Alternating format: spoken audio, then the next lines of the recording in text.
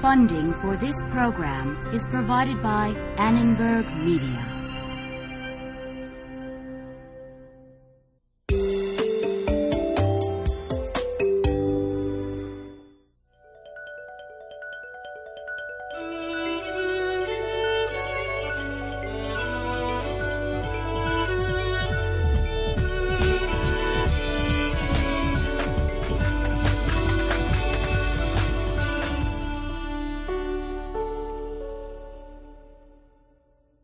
They say beauty is in the eye of the beholder.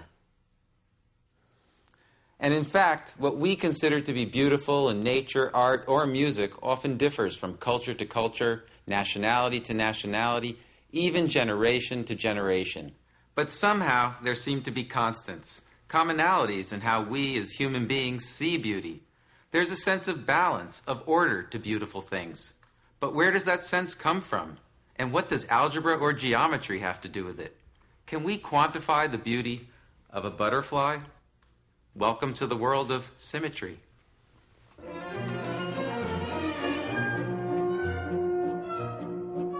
Crystals, snowflakes, shells, geometric shapes, flowers, decorative arts such as the tilings of the Alhambra Palace in Spain. They all share something besides what we might call beauty.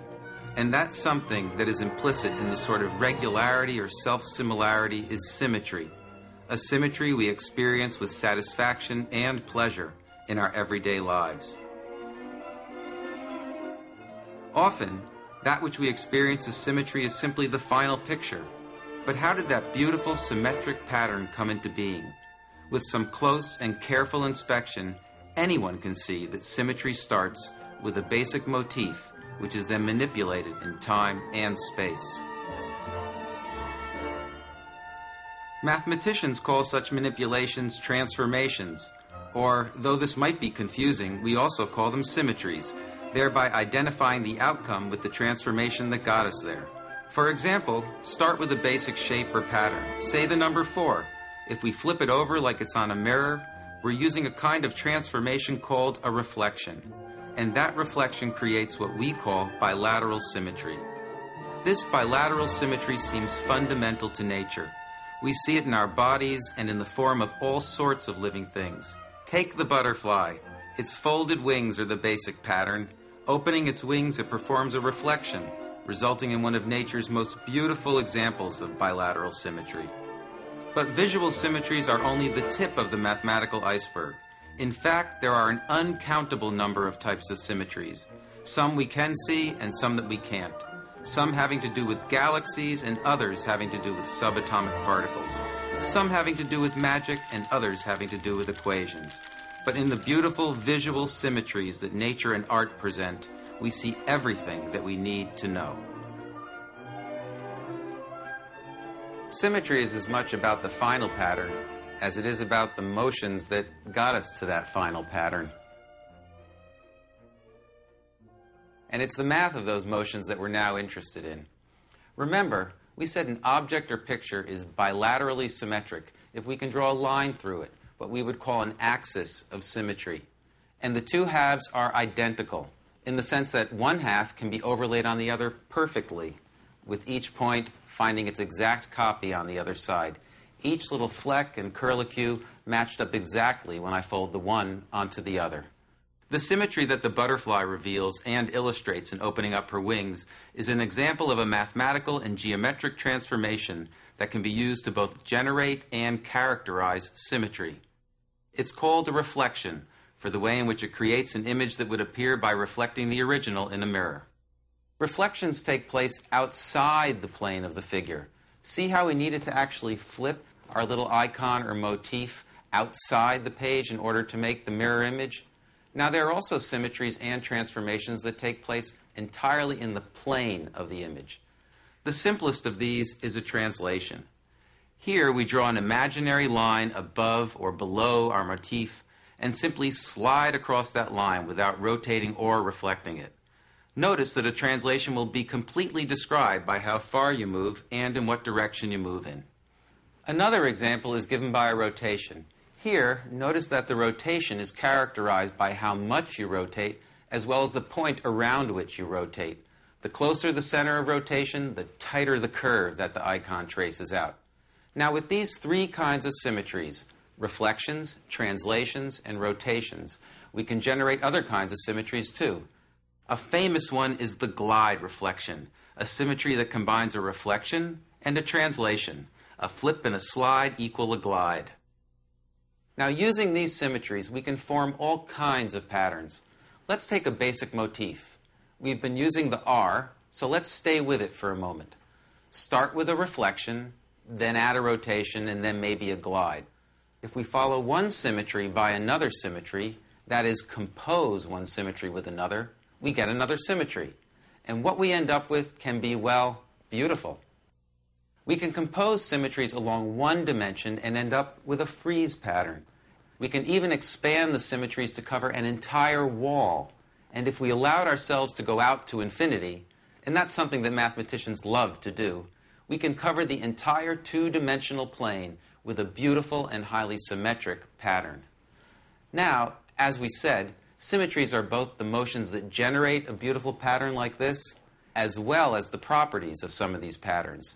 And when we look at the mesmerizing infinite design, we now see that there are certain transformations in our bag of symmetries that, when applied to the design, bring it right back on itself, like that. So there's a set of symmetry transformations that leave the entire infinite design unchanged, or invariant is what we say. We call this set the symmetry group of the design. Now, the important word here is group. A group is a set of symmetries that behave sort of like the good old integers. Now, what I mean by that is I can take two numbers and add them and get another number. Similarly, I can take two symmetries, apply them one after another, and get another symmetry. I can take a number and find its negative, and when I add those two numbers, I get 0. And similarly, I can take a symmetry, do its inverse symmetry, and it's as if I did nothing at all. Those simple properties define what we mean by a group. One of the most beautiful results in all of mathematics is the characterization or classification of the various possible groups of symmetries of these infinite planar or linear designs that we've been looking at. Now, the former are called wallpaper groups, speaking to these infinite pieces of wallpaper that we've been creating, and the latter are called frieze groups. And while you might think that there are an infinite number of possibilities for these, the fact is that their structure is really highly constrained, and that effectively there are only 7 frieze groups and 17 wallpaper groups. Now, as we've seen, although these groups are finite in number, their possibilities for creating beauty seem endless, and in fact, they've been inspiring magnificent geometric artistry for centuries.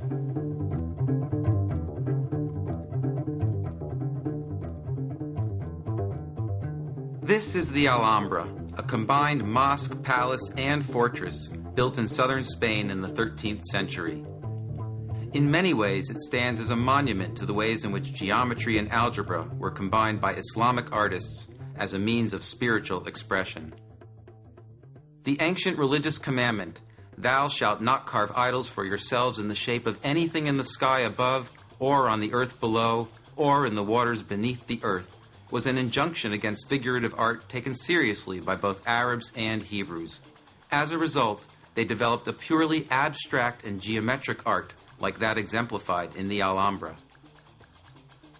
Much of the mathematics we study today owes at least as much to the early Islamic mathematicians as it does to the ancient Greeks. In fact, many of the ideas developed by European Renaissance mathematicians were first developed by Islamic mathematicians 4 centuries earlier. Beginning in the late 8th century at the House of Wisdom in Baghdad, Islamic mathematicians translated the Greek texts, like Euclid's Elements, into Arabic. Islamic mathematicians were interested in both pure and applied mathematics. They used it in astronomy, geography, timekeeping, and even in the legal arena, where they used it to settle problems in the division of inheritances. After the work of Al-Khwarizmi in the 9th century, algebra became a unifying theory. It allowed things like rational numbers, irrational numbers, and geometric magnitudes to all be treated as algebraic objects. That is, abstract symbols that stood in for specific concepts. It is from Al-Khwarizmi that we get the word algorithm, a mathematical process followed by a computer. Omar Khayyam, born in 1048 and mostly known as a poet, was also a mathematician, well aware of the power of combining algebra and geometry. Khayyam wrote that whosoever thinks algebra and geometry are different has thought in vain. Algebras are geometries which are proved. Which brings us back to the Alhambra, with its surfaces covered in repeating geometric motifs, beautifully integrated with poetry carved into the walls. You will say upon seeing it, it is a fortress and at the same time a mansion of happiness. It is a dwelling for the peaceful and the warrior. It is an artistic work that produces wisdom. Whether the Islamic designers of the Alhambra understood the mathematics of symmetry and how is a matter of conjecture. What we do know is that the work of Islamic mathematicians in spatial symmetry and algebra foreshadowed the creation of group theory, a core concept of symmetry.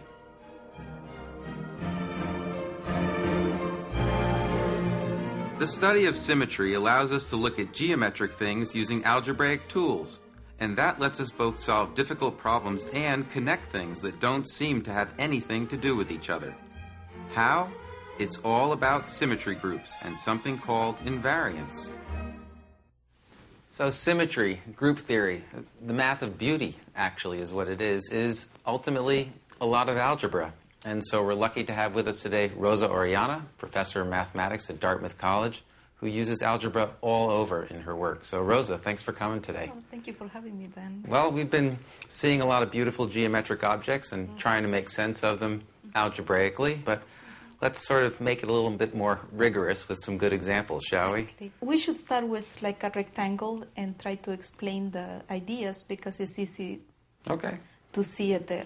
All right, so actually, let's have a square. Okay, squares are good because squares are highly symmetric. So now the idea then is that we would want to have a motion in a space that brings us back to the exact configuration that we have. Okay. So, for instance, here is the square. Right. You close your eyes and I do something to it. Okay. And you open it and you tell me if I did anything. Okay. I can rotate it by 90 degrees. Okay. And this brings me actually back to the same configuration. That's right. Occupies the same space and looks as if I haven't moved space at all.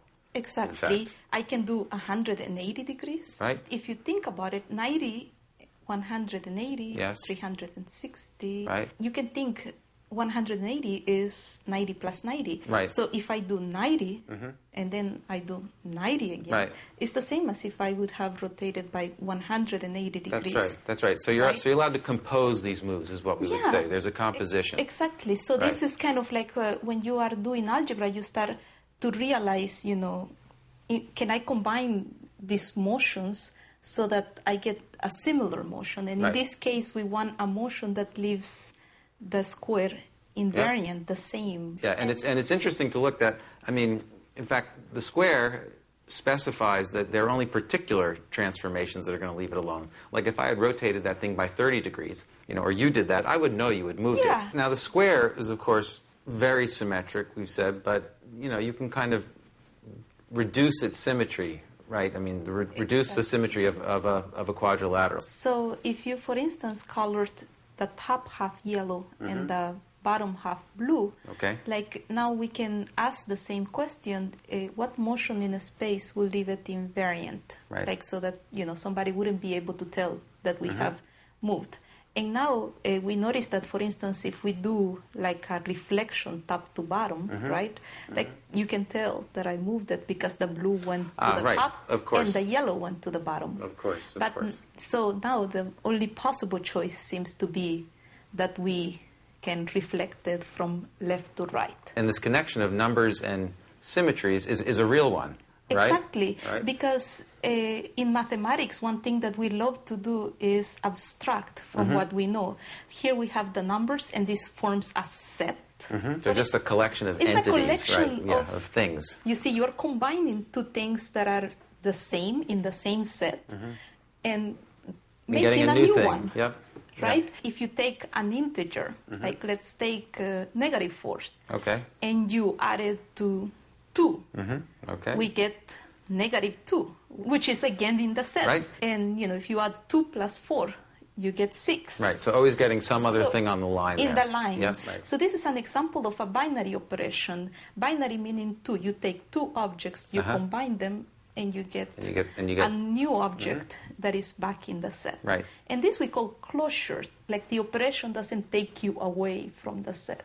Okay, so we have our binary operation, and it makes sense for this collection of integers in the sense that if I take 2 of them and do addition, I get another one. Exactly. Right? So now you might ask, what other properties does this operation have? So let's say I give you 1, 2, and 3, and I ask you add them, give me the results. If somebody's new to it, we'll go 1 plus 2, and then add the third number to the result of 1 plus 2, or go 2 plus 3 and add that result to the to 1. Right? Right. So, and the question is, do we get the same answer when we do it in these 2 ways? Yep.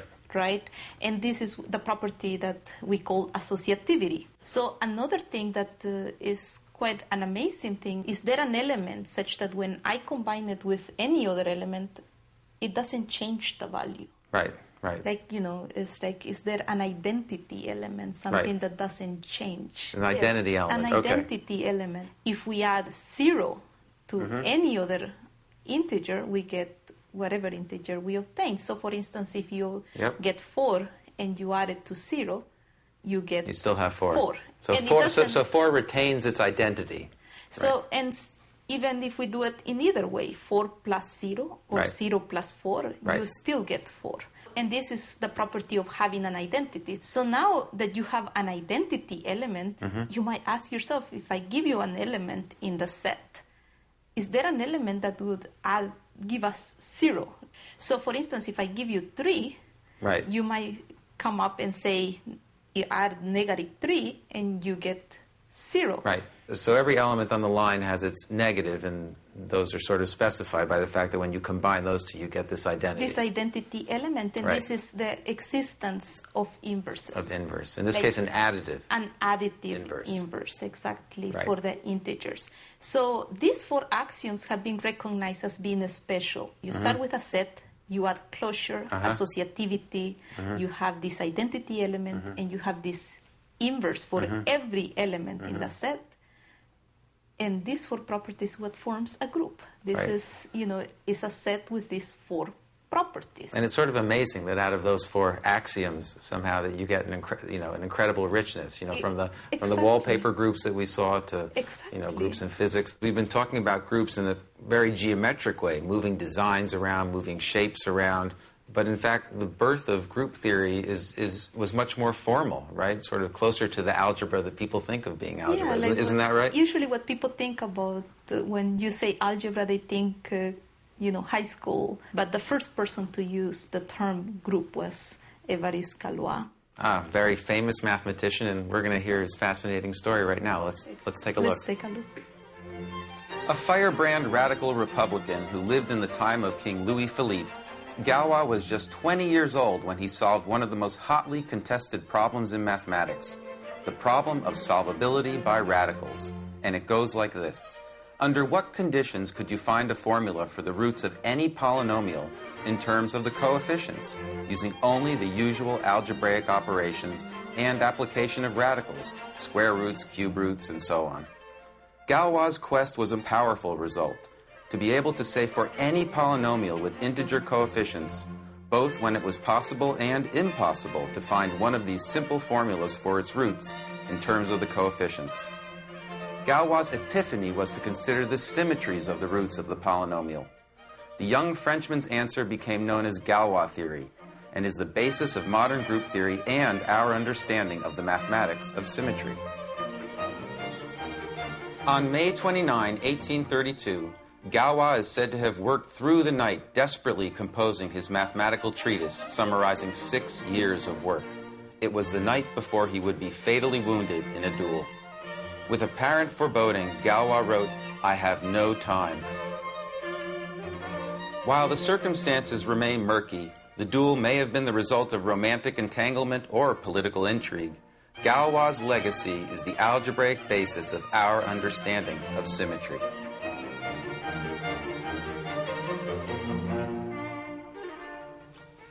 So Galois discovered a set of conditions in terms of the symmetries of the roots of the polynomial that could determine if the polynomial could be solved by radicals. But the roots are numbers, and what could it mean to consider the symmetries of a collection of numbers? Well, let's take a step back, all the way back to the simple example of the quadratic formula. Really, the quadratic formula tells us two things. The familiar one is that from just the coefficients of the polynomial, I can write down the roots.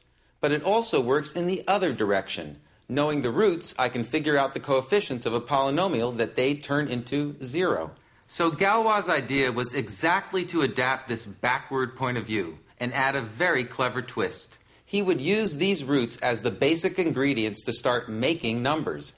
He'd take the roots, toss in all the rational numbers too, and then see what numbers he could make by taking arbitrary sums and products. Like taking a pile of atoms and seeing what sorts of molecules you can make. Decades later, scientists would begin to understand the properties of molecules by determining their invariance under symmetries that mix up the atoms. In a similar way, Galois discovered that the ability to solve a polynomial built out of some roots depended on the invariance of those numbers created from the roots after permuting the roots. Permuting. It means mixing up or shuffling. And in order to see what we have is a group, let's actually think about shuffling, but card shuffling. Here's a familiar old deck of cards, and notice that any shuffle or rearrangement of the deck leaves it invariant. In our new language, it's a symmetry of the deck of cards. Notice that if I do 2 shuffles in a row, I get another shuffle, so closure. Notice that for every shuffle, there's an inverse shuffle, just the one that undoes the shuffle. Not doing anything at all gives me the identity shuffle, and take my word, associativity works. So the shuffles of a deck of cards are a group, and it turns out that the structure of the particular shuffles that Galois considered on his roots are what give the conditions for solvability by radicals. Using shuffles to understand polynomials is a pretty good trick, but an even better one is using the algebra of shuffles to actually understand card shuffling, which is something that people have been doing for decades, culminating in the recent mathematical discovery that in order to mix a deck of cards by riffle shuffling,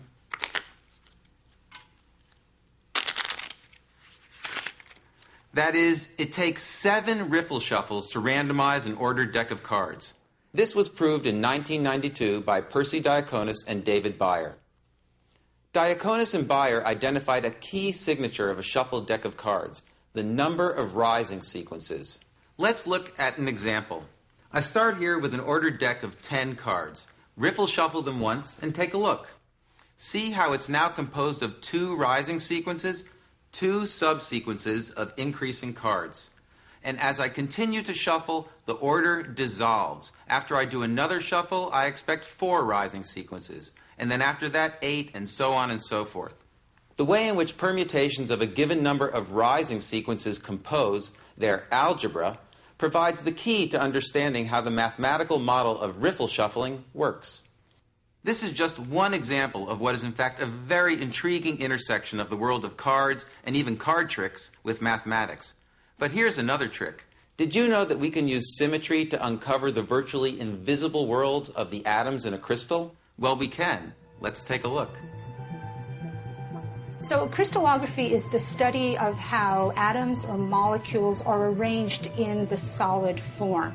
My name is Mary McGrath. I'm the Senior Director of Structural Chemistry here at Gilead Sciences. Our goal at Gilead is to get safe and effective drugs to patients sooner.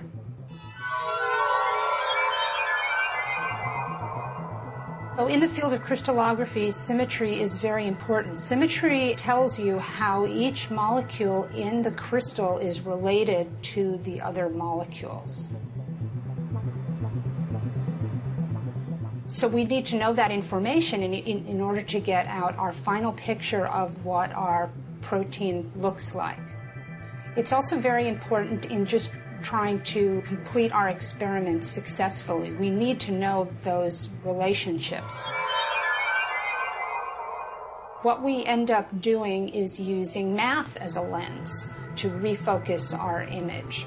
When we are able to provide a picture in crystallography of the protein target to the chemists, they are able to specifically design for that protein. So what ends up happening is you accelerate the drug discovery process. Instead of taking 10 years to come up with a potent compound, maybe now it would take 3 or 4 years. Our process has many parts to it, and one of the things I really love about being a protein crystallographer and doing structure-guided drug design is that we use techniques that have really not changed all that much for, close to 100 years, and we use other technology that's just changing all the time. So it's a really fun blend of the traditional and the cutting edge. The uncovering of symmetries in a crystal are just one example of the use of symmetry in physics. A much more mysterious fact is that laws of nature generally exhibit some sort of invariance. A fact proved by Emmy Noether, perhaps the greatest woman mathematician of the 20th century. A prime example is the law of conservation of momentum that comes from the spatial invariance of the laws of motion. Fundamentally, the world works via symmetry.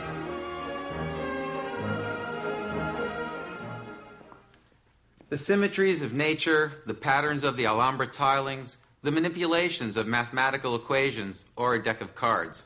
Whether we're talking about symmetry as a property or as a transformation, it creates the emotional responses we feel in the presence of beauty, whether it's art, math, or butterflies.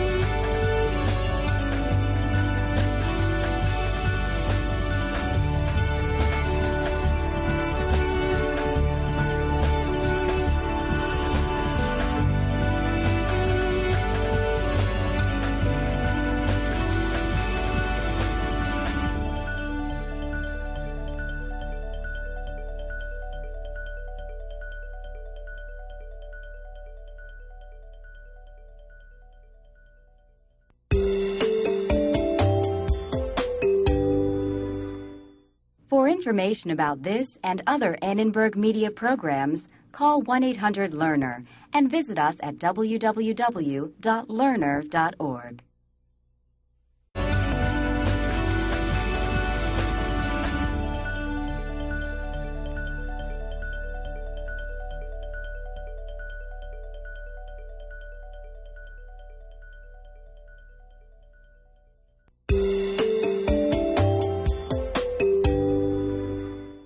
For information about this and other Annenberg Media programs, call 1-800-LEARNER and visit us at www.learner.org.